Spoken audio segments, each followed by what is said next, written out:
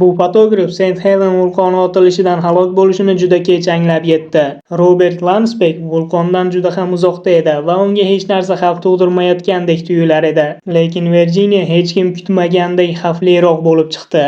U suratga olishda davom etar ekan, u tomon kullardan hosil bo'lgan dahshatli bulut yaqinlasha boshladi.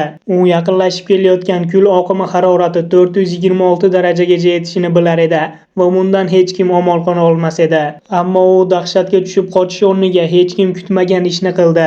U vahimaga tushmagan holda suratga olishda davom etdi.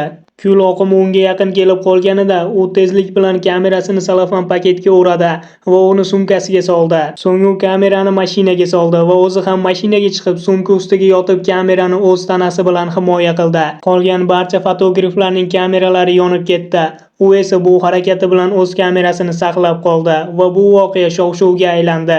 Uning fidoyikorligi tufayli dunyodagi eng dahshatli halokatlardan birining tasviri saqlanib qoldi.